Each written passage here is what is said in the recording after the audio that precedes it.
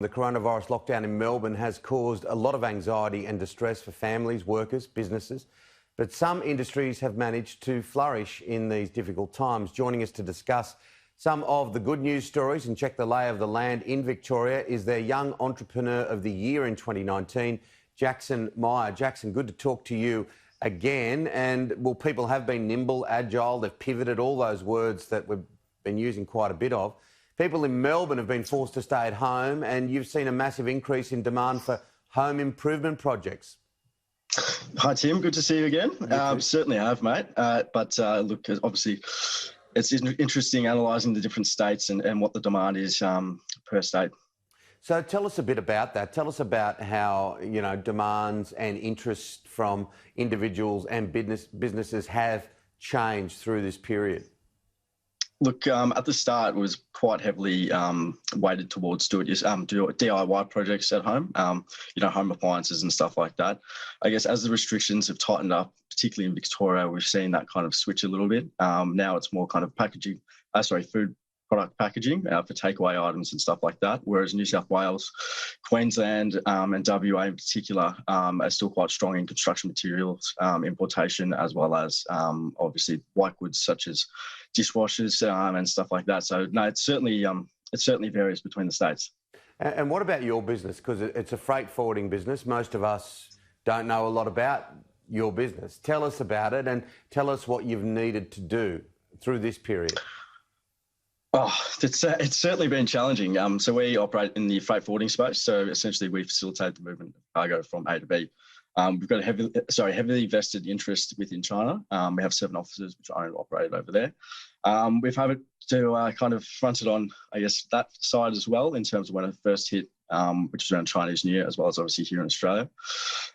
We experienced our workforce being down out in China for probably 6 to 8 weeks.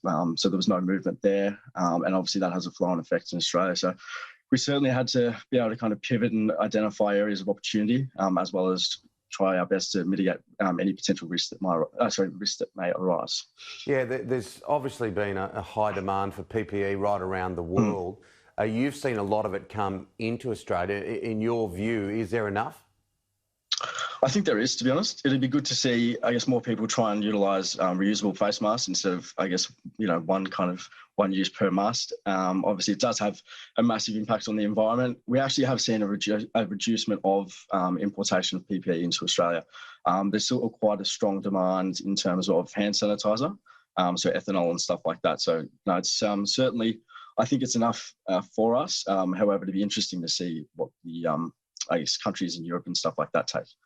I've got half my family in Melbourne, a brother and his family, and my sister and her family. They've got school children from year 12 to year 6 and one who's just left school and in his first year of uni. It's been an extraordinarily difficult time.